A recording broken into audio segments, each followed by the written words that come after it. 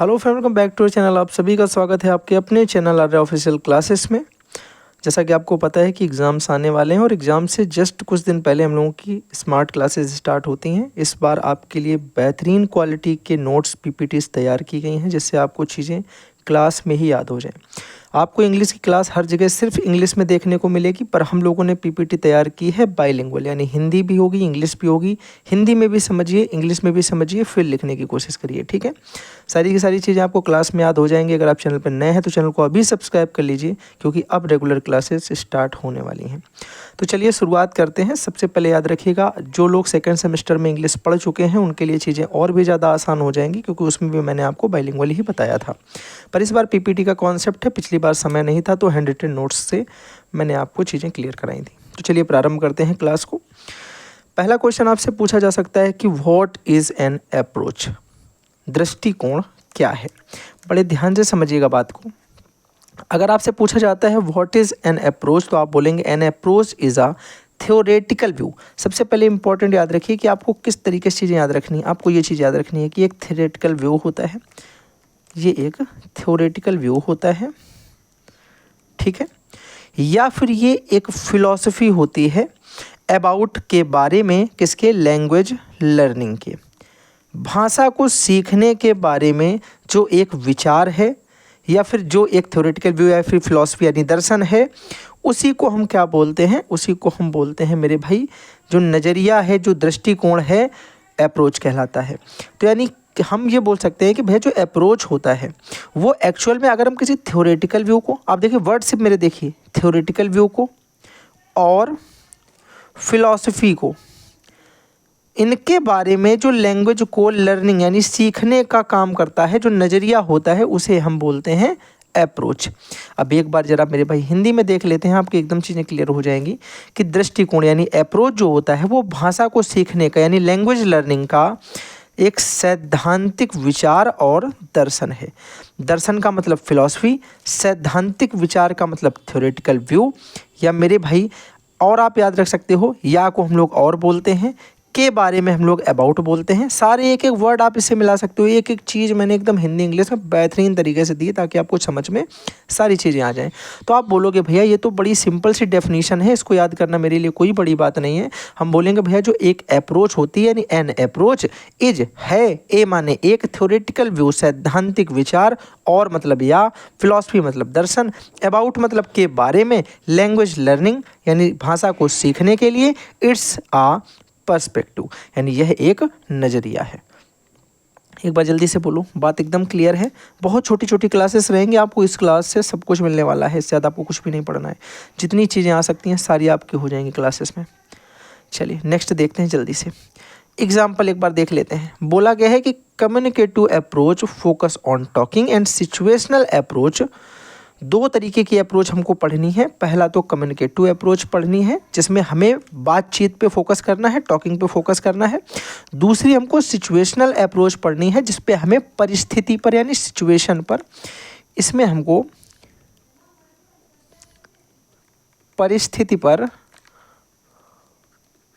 Focus करना है, ठीक है। एक जगह हमें बातचीत पे फोकस करना है, एक जगह हमें वहाँ की सिचुएशन पे और परिस्थिति पे फोकस करना है। तो कम्युनिकेटिव अप्रोच होती है जिसमें हम फोकस ऑन टॉकिंग करते हैं, बातचीत पर ध्यान देते हैं, हिंदी में संप्रेषणात्मक दृष्टिकोण बोलते हैं। दूसरी सिचुएशनल अप्रोच होती है जिसे हम परिस्थिति जन्य दृष्टिकोण बोलते हैं, जो परिस्थिति पर फोकस करने के लिए बोलता है। दो बातें आपको समझ में आ गई। अब आपसे सेकंड नंबर पे क्या पूछ सकता है। याद रखिए आपने जो चीज़ें पहले पढ़ रखी थी सेम चीज़ें हैं, कुछ भी अलग नहीं है। अगर आपको अच्छे से याद होगा, हम लोगों ने पहले वाले सेशन में भी क्या पढ़ा था, नंबर 1 पे अप्रोच पढ़ी थी, नंबर 2 पे मेथड पढ़े थे, नंबर 3 पे टेक्निक्स पढ़ी थी। तो भैया यहाँ पे भी हमें वही सारी चीज़ पढ़नी है, कुछ भी अलग नहीं पढ़ना है। बस यहाँ पे आपको पीपीटी में मैंने बाइलिंगुअल कर दिया है, थोड़ी सी चीज़ें सिंपल हो गई हैं, शॉर्ट चीज़ें लिखी हैं, ज़्यादा टफ नहीं है। मेथड क्या होता है मेरे भाई, ध्यान से देखना, डेफिनेशन एकदम प्यारी है, इसकी भी एक बार में ही आपको समझ में आ जाएगी। मेथड का मतलब ये होता है, जैसे मैंने आपको बताया कि अभी हम लोग एक दृष्टिकोण का प्रयोग कर रहे थे, याद है थोड़ी देर पहले हमने एक अप्रोच का प्रयोग किया। अब उस अप्रोच पर आधारित एक पढ़ाने की जो योजना है, हम क्या बोलेंगे, वो जो हमारी अप्रोच थी उसके अकॉर्डिंग हमें कैसे पढ़ाना है, उसकी जो योजना है, जो प्लान है, वही हमारा मेथड होता है। फिर से सुनिएगा, अ मेथड इज एन, ये तो शुरुआती लाइन हो गई। A method is an, method जो है वो क्या होता है, वह एक ओवरऑल प्लान यानी वो एक परिपक्व समग्र योजना होती है for teaching based on an approach, जो दृष्टिकोण के अनुसार पढ़ाने में मदद करती है। बात आ गई समझ में। It's the how to plan, ये हमें बताती है कि कैसे सिखाएं, कैसे हम किसी को चीज़ें बताएं। ठीक है, तो ये योजना जो होती है ये बताती है इट्स हाउ टू, कि हमें किसी को जो बताना है वो हम कैसे जल्दी सिखा सकते हैं। जैसे मैं आपको ये चीज़ सिखा रहा हूँ तो मेरा दृष्टिकोण क्या है, मेरा दृष्टिकोण है कि आपको ये चीज़ें सिखानी है। ठीक है, इसको सिखाने का नज़रिया मेरा, मैंने देखा, फिर मैंने कहा आपको ये मैं कैसे सिखा सकता हूँ, तो मेरा मेथड क्या है कि मैं आपको इसकी इंग्लिश के साथ में इसकी हिंदी भी बता दूँ। तो ये मेरा एक प्लान है। आई होप आपको चीज़ें समझ में आ रही होंगी। तो नज़रिया मेरा क्या था, नज़रिया मेरा सिर्फ ये देखने का था कि मैं किसी चीज़ को कैसे एक्सप्लेन करूँगा। अब यहाँ मैं आपको ये कैसे सिखाऊंगा, वो जो सिखाने के लिए जिस विधि का प्रयोग करेंगे, जो एक प्लान बनाएंगे, जो एक योजना बनाएंगे, वो योजना मेरी मेथड होगी। एकदम बात क्लियर है। तो बोलेंगे a method is an overall plan for teaching based on an approach.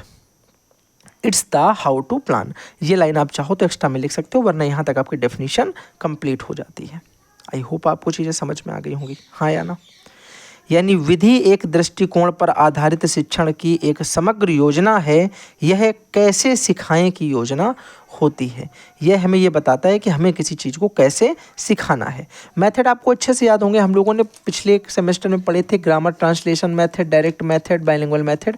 यहाँ पे आपको ग्रामर ट्रांसलेशन मेथड और डायरेक्ट मेथड ही पढ़ना है, बाइलिंगुअल मेथड नहीं पूछा जाता है। ठीक है, आपको ये दोनों मेथड ही यहाँ पे समझने हैं, व्याकरण अनुवाद विधि और प्रत्यक्ष विधि।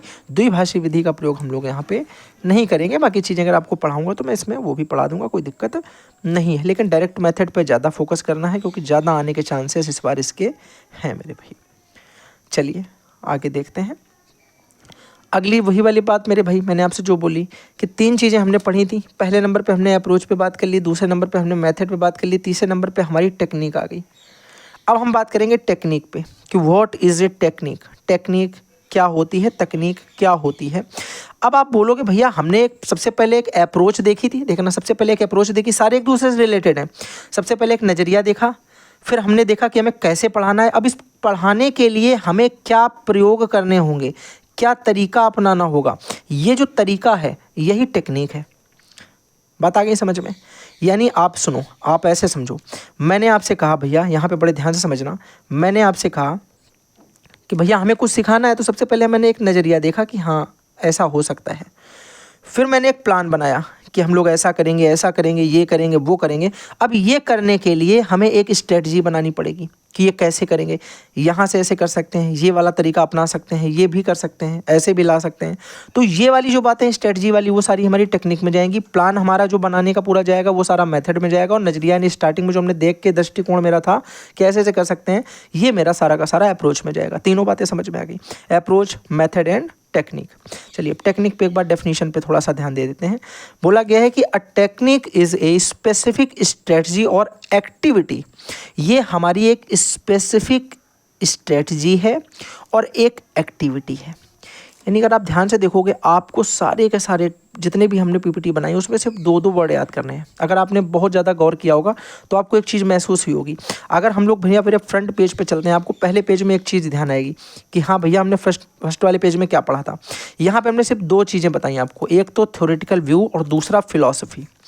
थ्योरेटिकल व्यू और फिलॉसफी के बारे में जो हम लोग भाषा सीखते हैं कि जो दृष्टिकोण होता है उसी को हम लोग अप्रोच बोल देते हैं।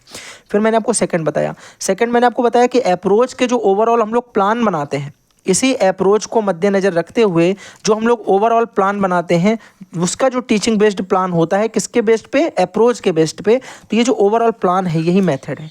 तो यहाँ एक वर्ड कौन सा था भैया, overall plan, overall plan, overall plan, याद हो गया।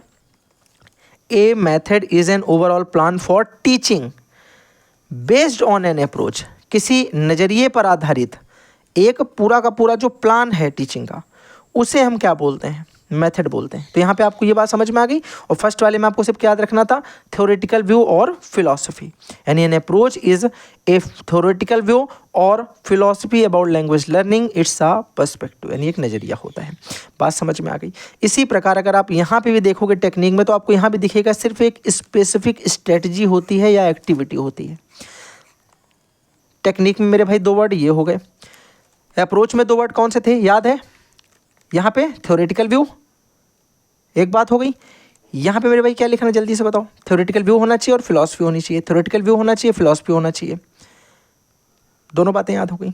फर्स्ट वाली डेफिनेशन याद है। सेकंड मेथड आप कर लोगे ओवरऑल प्लान बेस्ड ऑन किस पे, अप्रोच पे। और ये थर्ड वाली भी याद हो गई कि जो टेक्निक है वो क्या है, ये भैया एक स्पेसिफिक स्ट्रेटजी है, एक विशिष्ट तरीके की राजनीति है, रणनीति है, तरीका है, विधि है। ठीक है, विधि तो मेथड हो जाएगा। एक तरीका है कि मैं ऐसे चीज़ें सिखा सकता हूँ, इस तरीके का मैं प्रयोग कर सकता हूँ। तो वो जो तरीका मैं प्रयोग कर रहा हूँ वो क्या बोला जाता है। जैसे अब बच्चों को हम जब सिखाते हैं तो एक तो हमारा नज़रिया होता है कि बच्चों को हमको 2 का पढ़ा पढ़ाना है। ये हमारा क्या हो गया, ये तो मेरा एक वो हो गया अप्रोच कि हमें ये करानी है। ठीक है, नज़रिया हो गया। अब मेरा एक विधि होगा कि मुझे इसे किस तरीके से करानी है, और फिर उसमें हम टेक्निक्स कौन सी यूज करेंगे कि भैया उसको पहले 2 पेंसिल रखेंगे, फिर 2 और 2 4 पेंसिल रखेंगे, फिर 2 और 2 2 6 पेंसिल रखेंगे। तो ये मेरी टेक्निक हो गई कैसे कराना है। ठीक है, क्या किस तरीके से कराना है मेरी टेक्निक हो गई, कैसे कराना है ये सोच रहा था, एक विधि उसका लिए ओवरऑल जो प्लान किया वो मेरा मेथड हो गया, और उसका जो नज़रिया मेरा शुरुआती था वो मेरा अप्रोच हो गया। इतना मैंने एक्सप्लेन कर दिया। अगर आपको कुछ भी नहीं आता होगा तब भी आप ये 3 चीज़ें तो समझ ही गए होगे कि भैया नज़रिया क्या था, दृष्टिकोण अप्रोच था, उसके बाद मैंने जो उसमें ओवरऑल जो प्लान किया, जो योजना बनाई वो सारा मेथड था, और उसके बाद जो मैंने उसमें स्ट्रेटजी यूज की, जो मैंने तरीके यूज किए हैं वो हमारे सारे के सारे टेक्निक हो गए। ठीक है, हाँ या ना। आपको कितने तरीके मैंने अप्रोच के बताए थे, 2 तरीके मेरे भाई। आपको मैंने कितने तरीके बताए हैं उसके मेथड के, आप बोलोगे 3 बताएं भैया। बाइलिंगुअल वाला हम लोगों को बहुत कम पढ़ना है, डायरेक्ट वाला थोड़ा ज़्यादा पढ़ना है। उसके बाद मैं आपको टेक्निक की भी मेरे भाई बता देता हूँ तरीके। ठीक है, नीचे आएंगे एक बार देखेंगे। आप बोलोगे यहाँ पे मैंने पढ़ लिया है कि तकनीक एक विशिष्ट रणनीति यानी स्पेसिफिक स्ट्रेटजी है, एंड गतिविधि यानी एक्टिविटी है जो शिक्षक द्वारा कक्षा में प्रयोग की जाती है, जो शिक्षक कक्षा में प्रयोग करता है बच्चों को चीज़ें सिखाने के लिए। आगे अगर हम बात करें तो भैया बहुत सारी चीज़ें आपने भी ऑलरेडी कर रखी हैं, अभी आप देखना जैसे। अच्छा बताओ, रोल प्ले वाली चीज़ें आपने की हैं। रोल प्ले कि जब हम लोग कभी कभी आपको ऐसे भी याद होगा कि तुम जो है सीता बन जाओ, तुम राम बन जाओ, तुम लक्ष्मण बन जाओ। तो जो लक्ष्मण वाली लाइन है वो तुम बोलना, जो राम वाली लाइन है वो तुम बोलना, जो सीता वाली लाइन है वो तुम बोलना। तो इस तरीके से क्लास में हम एक रोल प्ले कराते हैं। रामायण का रोल प्ले चल रहा है, महाभारत का चल रहा है, ठीक है, कोई और चीज़ चल रही है। ठीक है, तो इस तरीके से। या फिर 2 फ्रेंड की कहानी है, तो मैंने कहा कि तुम हो गए वरुण, तुम हो गए अरुण, और अरुण और वरुण की कहानी है, तो ये दोनों आपस में रोल प्ले कर रहे हैं। तो ये तरीका हो गया, ये एक स्पेसिफिक स्ट्रेटजी हो गई, एक एक्टिविटी। तो ये एक्टिविटी में आ गया कि नहीं आ गया, तो बता दो जरा देख के, स्ट्रेटजी हो गई कि नहीं हो गई। हाँ भैया। दूसरा देखना है तो रोल प्ले की बात कर ली, भूमिका निर्वहन, ड्रिल हो गया, गेम्स हो गए, फिल इन द ब्लैंक्स वाले भी हम लोगों ने बहुत बार गेम खेले हैं भैया, उससे भी हमारी वो तो एक्टिविटी के द्वारा हम सीखते हैं। जैसे आपने ये वाला भी एक फिल इन द ब्लैंक्स पूरा वाला होता है, एक ये आपने देखा है, स्पेस छोड़ देते हैं, मैंने कहा यहाँ छोड़ दिया, फिर ए बना दिया, जी बना दिया, तो सबको पता फ्लैग एल बनेगा। तो इस तरीके से हम छोड़ के सिखाते हैं। तो ये सारी टेक्निक्स हो गई। तो टेक्निक वो है जिसके द्वारा वो जो स्पेसिफिक तरीका है जिससे मैं चीज़ों को सिखाऊंगा। मेथड वो है जो एक योजना मैं पूरी बनाऊंगा कि मुझे कैसे क्या करना है, हाउ टू वाली बात जो हम करेंगे वो हमारी आ जाएगी मेथड के अंतर्गत। और अप्रोच वाली बात हमारी आएगी जो स्टार्टिंग का एक नज़रिया होता है, दृष्टिकोण होता है, जो थ्योरेटिकल व्यू होता है, वो मेरा आ जाएगा किसके अंदर मेरे भाई, बोलोगे अप्रोच के अंदर। तो अप्रोच आई होप आपको रट गया, मेथड आई होप आपको समझ में आ गया, और यहाँ पर अगर हम बात करें टेक्निक तो वो भी आपको अच्छे तरीके से समझ में आ गई है। तो जल्दी से बताओ हाँ या ना। अप्रोच कितने तरीके का था, 2 तरीके का। कौन कौन सा, कम्युनिकेटिव, सिचुएशनल, अच्छे से याद होनी चाहिए। इसमें बातचीत पे फोकस करते हैं, इसमें सिचुएशन यानी परिस्थिति जन्य, परिस्थिति पर फोकस करते हैं। आपको अच्छे से याद होना चाहिए। मेथड कितने प्रकार के पढ़े, 3 प्रकार के भैया। कौन कौन से, एक तो जीएमटी पढ़ा है, grammar translation, GTM grammar translation method हो गया, एक मेरे भाई डायरेक्ट मेथड हो गया, एक बाइलिंगुअल मेथड हो गया।